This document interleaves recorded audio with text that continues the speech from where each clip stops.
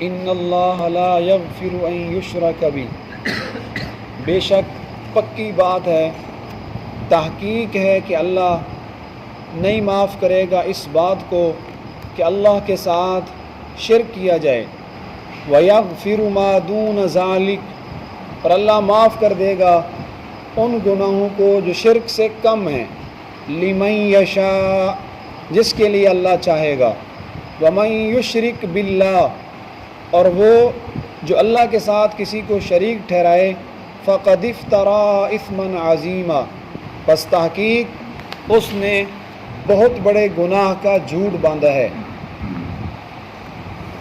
ان اللہ لا یغفر ان یشرک بہ، بے شک اللہ تعالیٰ اس بات کو کبھی معاف نہیں فرمائیں گے کہ اس کے ساتھ شرک کیا جائے۔ عزیز دوستو، عمل سے پہلے جو اسلام کے اندر بنیادی چیز ہے وہ ہے انسان کا عقیدہ۔ عقیدہ عقد سے بنا ہے، عربی کا لفظ ہے۔ عقیدہ انسان کے پختہ اور اٹل نظریات کو کہتے ہیں۔ انسان کی ایک سوچ، دماغ کے اندر جو انسان اپنی زندگی کے بارے میں نظریہ قائم کر لیتا ہے اس کو عقیدہ کہتے ہیں۔ اور عقائد جو ہوتے ہیں وہ انسان کے اعمال کے محرکات ہیں، ہمیں چلانے والے ہوتے ہیں۔ جو ہمارا نظریہ ہوگا وہ ہمارا نظریہ ہمیں ادھر ہی لے جائے گا، اور یہ عقائد ہمارے دل دماغ پہ حکمرانی کرتے ہیں۔ ہمارے دل میں وہی آئے گا، ہمارے دماغ میں وہی آئے گا جو ہمارا عقیدہ نظریہ ہوگا۔ اور عقیدے کی جو مثال ہے، یوں سمجھیں جیسے بیج، ہم زمین میں بیج ڈالتے ہیں تو جیسا بیج ہوتا ہے پودا بھی اسی طرح کا اگتا ہے۔ اگر بیج اچھا ڈالیں گے تو پودا بہترین اگے گا۔ اچھی ورائٹی کا لوگ بیج ڈھونڈتے ہیں، تلاش کرتے ہیں کہ میں نے بیج کے لیے گندم رکھی ہوئی ہے، دکان پہ جاتے ہیں، بیج لینے میں بڑی احتیاط کرتے ہیں۔ تو بیج جو ہے وہ پودے کے لیے، فصل کے لیے بنیادی حیثیت رکھتا ہے، جیسا بیج ویسا پودا۔ جو عمل ہم کرتے ہیں اس عمل کی مثال پودے جیسی ہے، عقیدے کی مثال بیج جیسی ہے، اور عمل کی مثال اس سے اگنے والا پودا ہے۔ اگر ہم موسم، فصل کا موسم ہو، زمین موافق ہو، زمین صحیح ہو، پھر اس میں ہم اچھے طریقے سے بیج ڈالتے ہیں تو فصل بہترین اگتی ہے۔ اسی طرح اگر ہمارا عقیدہ مضبوط ہوگا، عقیدہ درست ہوگا، اس سے جو اعمال صادر ہوں گے وہ بھی سنت شریعت کے مطابق ہوں گے۔ اسی لیے حضرات انبیاء کرام نے دنیا میں آ کر سب سے پہلا کام جو کیا وہ عقائد کی اصلاح کی، اپنی امت کے، اپنی قوم کے عقائد کو درست کیا۔ 1,24,000 پیغمبر کم و بیش، 313 رسول دنیا میں تشریف لائے، سب سے پہلا کام عقائد کی اصلاح۔ اپنا تعارف، اپنی نبوت، اپنی رسالت انہوں نے لوگوں کو بعد میں بتلائی۔ سب سے پہلا جو عقیدہ ہے عقیدہ توحید، امت کو سب سے پہلے عقیدہ توحید دیا ہے۔ حضور علیہ الصلوۃ والسلام نے بھی اپنی نبوت کا، اپنی رسالت کا آغاز عقائد کی اصلاح سے کیا۔ اور انسان کے جو بڑے بنیادی عقائد ہیں اسلام میں، جس پر ہمارے مذہب کی، ہمارے دین کی بنیاد قائم ہے، وہ 5 ہیں: توحید، رسالت، ملائکہ، آسمانی کتب، آخرت کا دن، اللہ کو وحدہ لا شریک ماننا۔ رسالت کا مطلب ہے کہ اللہ تعالیٰ نے جتنے انبیاء بھیجے ہیں سب کو برحق سمجھنا، اور ان کے بعد آخری نبی خاتم الانبیاء حضور علیہ الصلوۃ والسلام کو سمجھنا اور آپ کی شریعت کو فالو کرنا، یہ عقیدہ رسالت ہے۔ ملائکہ کا مطلب ہے اللہ نے آسمان سے کچھ نورانی مخلوق پیدا کی ہے جو اللہ کا پیغام اس کے نبیوں تک لے آتے تھے، اور ان کا نام ہے فرشتے، ملائکہ۔ تمام ملائکہ کو برحق سمجھنا۔ ملائکہ میں سے پھر 4 بڑے فرشتے ہیں، ان سب فرشتوں کو برحق سمجھنا، یہ بھی ہمارے بنیادی عقائد میں شامل ہے۔ آسمانی کتب، یہ ہمارا چوتھا عقیدہ ہے۔ اللہ تعالیٰ نے انبیاء کے اوپر کتابیں نازل فرمائیں، 4 بڑی کتابیں ہیں، اس کے علاوہ اور بڑی تعداد میں صحیفے آسمان سے نازل ہوئے۔ اللہ نے جتنی آسمانی کتابیں بھیجی ہیں، ہمارا ایمان عقیدہ ہے کہ ساری وہ برحق تھیں۔ البتہ اب وہ کینسل، منسوخ ہو چکی ہیں حضور کی ختم نبوت کے صدقے۔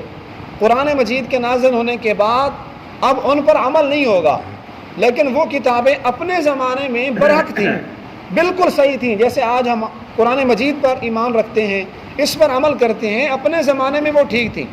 تو تمام آسمانی کتابوں پر ایمان رکھنا یہ ہمارا چوتھا عقیدہ ہے۔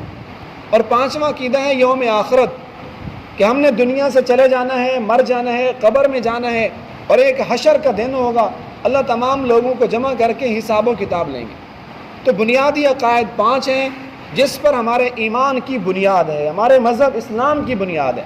جب کوئی بندہ ان 5 چیزوں کو تسلیم کر لے، توحید، رسالت، ملائکہ، آسمانی کتب، آخرت کا دن، سمجھے وہ بندہ مسلمان ہے۔ اور ان 5 میں سے جو سب سے بنیادی ہے وہ ہے عقیدہ توحید، اللہ تعالیٰ کو وحدہ لا شریک سمجھنا، وجود میں بھی، صفات میں بھی۔ ایسا نہیں کہ اللہ تعالیٰ جیسا، اللہ تعالیٰ کی صفات جیسا کوئی بندہ اور دنیا میں موجود ہو۔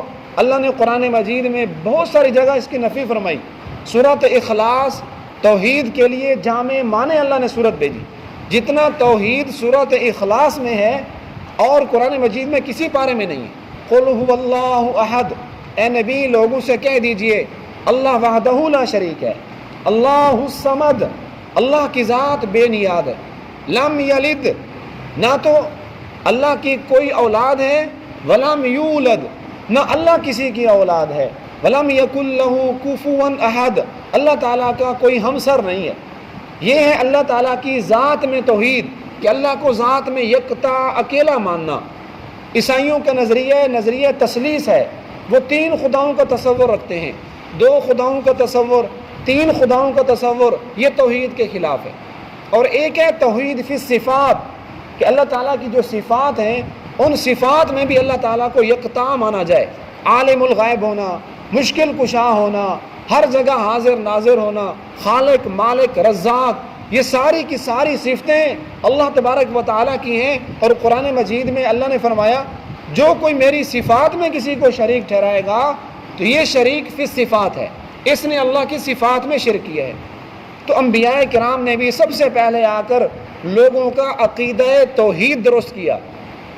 خود بیت اللہ جو مرکز توحید تھا، جہاں سے ہدایت پھوٹتی ہے، پورے عالم میں جاتی ہے، ان مشرکین کا حال یہ تھا، مرکز توحید کے اندر بھی 360 بت رکھے ہوئے تھے۔ بجائے اللہ سے مدد مانگنے کے، اللہ کے گھر میں آ کر 360 رکھے ہوئے بتوں کی پوجا کرتے، اور وہ بھی اتنے غلط طریقے سے، نعوذ باللہ، کہ ننگے ہو کر پھر طواف کرتے تھے، اور اس کو عین بہت بڑی عبادت سمجھتے تھے۔ تو حضور علیہ السلام نے سب سے پہلے اپنی امت کو جمع فرمایا، فران کی چوٹی پہ کھڑے ہو کے اعلان فرمایا، ایھا الناس قولوا لا الہ الا اللہ تفلحون، یہ عقیدہ بنا لو اللہ کے سوا کوئی معبود نہیں، تفلحون، اسی میں تمہاری کامیابی ہے۔ تو سب سے بنیادی عقیدہ وہ عقیدہ توحید ہے، اس کے بغیر نجات نہیں ہے، اس کے بغیر چھٹکارا نہیں ہے۔ اور یہی عقیدہ توحید جتنے بھی انبیاء آئے سب کی شریعتوں میں تھا۔ ایسا نہیں ہے کہ ہماری شریعت میں تو توحید ہے، پہلے انبیاء میں نہیں۔ اللہ نے قرآن مجید میں ہر نبی کی دعوت کو ذکر ہے، وَلَقَدْ أَرْسَلْنَا نُوحًا إِلَىٰ قَوْمِهِ، اللہ نے نوح علیہ السلام کو قوم کی طرف بھیجا، انہوں نے قوم کو کیا کہا، قَالَ يَا قَوْمِ اعْبُدُوا اللَّهَ، اے میری قوم صرف اللہ کی عبادت کرو، مَا لَكُم مِّنْ إِلَٰهٍ غَيْرُهُ، اللہ کے علاوہ اور کوئی نبی نہیں، کوئی خدا نہیں ہے۔ وَإِلَىٰ عَادٍ أَخَاهُمْ هُودًا، اللہ نے قوم عاد کی طرف اپنے پیغمبر ہود علیہ السلام کو بھیجا، قَالَ يَا قَوْمِ اعْبُدُوا اللَّهَ، ان کی دعوت بھی یہی تھی، اے قوم اللہ کی عبادت کرو، مَا لَكُم مِّنْ إِلَٰهٍ غَيْرُهُ وَلَقَدْ بَعَثْنَا فِي كُلِّ أُمَّةٍ رَسُولًا، اللہ تعالیٰ فرماتے ہیں ہر قوم میں، ہر امت میں ہم نے رسول بھیجا، ہر رسول کی یہی دعوت تھی، مَا لَكُم مِّنْ إِلَٰهٍ غَيْرُهُ، اللہ کے علاوہ اور کوئی معبود نہیں، اللہ کے علاوہ اور کوئی خدا نہیں۔ تو دیکھیں یہ تو ہے ہمارا بنیادی عقیدہ جس کو عقیدہ توحید کہتے ہیں۔ اب سب سے پہلا انسان جو اس دھرتی میں آیا جناب آدم علیہ السلام، انہوں نے بھی اپنی اولاد کو عقیدہ توحید سکھلایا۔ ایک لمبے عرصے تک لوگوں کے ذہن میں توحید ہی توحید تھی، توحید کے علاوہ اور کسی کے ذہن میں اس کے اپوزٹ کوئی تصور نہیں تھا۔ لیکن جوں جوں کائنات پھیلتی گئی، دنیا بڑھتی گئی، تو بعض لوگوں نے کیا کیا، کسی کو اگر سورج نے نفع دیا ہے تو اس نفع دینے والی چیز کو لوگوں نے اپنا خدا کہنا شروع کر دیا۔ اگر چاند سے روشنی ملی تو بعض لوگوں نے چاند کو اپنا خدا سمجھ لیا۔ کسی کو آگ سے نفع ہوا تو ان لوگوں نے کہہ دیا کہ آگ ہمارا دیوتا ہے۔ اگر آندھی کو انہوں نے طاقتور سمجھا کہ آندھی میں بڑی طاقت ہے تو بعض لوگوں نے آندھی کو اپنا خدا سمجھ لیا۔ تو اولاً پہلے تو شرک تھا ہی نہیں، عقیدہ توحید تھا۔ جو جو کائنات پھیلتی گئی پھر سروے زمین پر توحید کی ضد، توحید کا الٹ شرک جو ہے وہ دنیا میں پھیلتا گیا۔ اب اس آیت میں اللہ رب العزت نے اسی شرک کی نفی فرمائی ہے۔ اب شرک کسے کہتے ہیں؟ شرک عربی زبان کا لفظ ہے، توحید کی ضد ہے، توحید کا مد مقابل ہے۔ اس کا لغوی معنی ہے، لغت میں ڈکشنری میں جا کر دیکھیں گے تو شرک کا معنی ہے سانجھا پن، حصے داری۔ جب ایک چیز میں دو بندے مل جائیں، حصہ ڈال لیں تو اس کو عربی میں کہتے ہیں شرک۔ اور اصطلاح میں شریعت کے اندر شرک کسے کہتے ہیں؟ شریعت کے اندر شرک کہتے ہیں اللہ کی ذات میں، اللہ کی صفات میں اور اللہ کی صفات کے تقاضوں میں کسی کو حصے دار سمجھنا، یہ شریعت کے اندر شرک ہے۔ تو گویا کہ شرک کی تین بڑی اقسام ہیں۔ اللہ کی ذات میں شرک، یعنی اللہ جیسا، اللہ کی حقیقت جیسا کوئی اور بندہ دنیا میں سمجھنا کہ اللہ کی حقیقت جیسا بھی کوئی بندہ ہے اور بھی دنیا میں نعوذ باللہ اسی طرح کا کوئی آدمی ہے جیسے اللہ تعالیٰ کی حقیقت ہے، تو اللہ کی حقیقت جیسا کوئی اور بھی دنیا میں سمجھنا، یہ اللہ کی ذات میں شرک ہے۔ اللہ تعالیٰ نے سورۃ الاخلاص میں شرک فی الذات کی نفی کی ہے، لم یلد ولم یولد، نہ اللہ کی کوئی اولاد ہے نہ اللہ کسی کی اولاد ہے، تو یہ ذات میں شرک کی اللہ نے نفی کی۔ اور دوسری قسم ہے، اچھا یہ جو پہلی قسم ہے ذات میں شرک، اس طرح کا شرک کرنے والے لوگ دنیا میں بہت کم ہیں صحیح لیکن بہت کم ہیں۔ اور دوسری قسم ہے اللہ کی صفات میں شرک۔ اب اللہ کی صفات کیا ہیں؟ عالم الغیب ہونا، رازق ہونا، خالق ہونا، مشکل کشا ہونا، ہر وقت ہر چیز کا اللہ کو علم ہونا، یہ اللہ تبارک و تعالیٰ کی صفات ہیں۔ اب ان صفات میں اگر ہم کسی نبی کو، کسی ولی کو، کسی صحابی کو، اہل بیت میں سے کسی کو، اللہ کے علاوہ کسی بھی فرد کو اللہ کی صفات میں اگر نعوذ باللہ حصے دار سمجھیں گے، ان صفات میں کسی اور کو حصہ دیں، سانجھا پن سمجھ لیں، تو یہ اللہ تعالیٰ کی صفات میں شرک ہے۔ اللہ تعالیٰ نے قرآن مجید میں فرمایا لیس کمثلہ شیء، اللہ تعالیٰ کی صفات جیسا دنیا میں کوئی بھی نہیں ہو سکتا۔ جو جو قدرتیں، جو جو طاقتیں اللہ کو ہیں، یہ طاقتیں اور کسی کے پاس کلی طور پہ نہیں ہیں۔ اور تیسری قسم ہے شرک کی، صفات کے تقاضوں میں شرک، کہ جب اللہ تعالیٰ اتنی بڑی طاقت والی ذات ہے، اللہ احکم الحاکمین ہے، تو اس کی صفات کے کچھ تقاضے ہیں۔ وہ تقاضے یہ ہیں کہ عزت ذلت کا تصور اللہ سے سمجھا جائے، بیماری دینے والا وہ اللہ ہے، موت حیات دینے والا وہ اللہ ہے، روزی دینے والا انسان کو اللہ، قسمت مقدر بنانے والا بھی اللہ ہے۔ یہ اللہ کی صفات کے تقاضے ہیں کہ جب تم نے اللہ کو اتنا بڑا تصور کر لیا، اس کی صفات کے تقاضے ہیں، ان کے بھی تسلیم کرو۔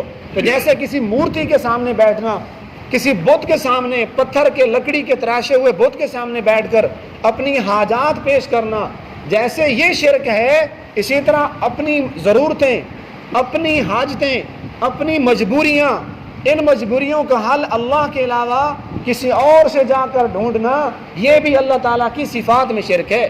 تو پہلے زمانے میں جو مشرکین مکہ تھے وہ تو بتوں اور پتھروں کو تراشتے تھے، لیکن آج وہ شرک تو ہمارے اندر نہیں ہے، لیکن اللہ کی صفات میں شرک بکثرت پایا جاتا ہے کہ ہم اپنی مجبوریاں، اپنی پریشانیاں غیر اللہ کے سامنے جا کر پیش کرتے ہیں۔ یہ بھی شرک کی ایک قسم ہے۔ کیا اللہ تعالیٰ کی وہ طاقت جو پہلے تھی وہ کمزور ہو گئی؟ نعوذ باللہ، ہرگز نہیں میرے دوستو۔ شرک کی اقسام میں سے لوگوں نے 12 مہینوں میں سے ایک مہینہ تو شرک کے لیے خاص کیا ہوا ہے، وہ یہی مہینہ ہے جس میں ہم چل رہے ہیں، جس کو سفر کا مہینہ کہتے ہیں۔ سفر عربی کا لفظ ہے، اسی لیے علماء کرام فرماتے ہیں اس کو اکیلا سفر نہ بولا جائے، بلکہ سفر المظفر ہے، کامیابی کا مہینہ ہے، یہ سفر الخیر ہے۔ یہ لفظ لگانے کے لیے اس لیے ضرورت پڑتی ہے کہ بعض لوگ جو ہیں وہ سفر کو کہتے ہیں کہ سفر میں جو کام کریں گے وہ صفر ہوگا، سفر کو صفر کہتے ہیں۔ اسی لیے لوگوں کا عقیدہ ہے کہ اس مہینے کے اندر کوئی نیا کام شروع نہ کیا جائے، اگر نیا کام شروع کریں گے نعوذ باللہ اس میں نحوست ہوگی۔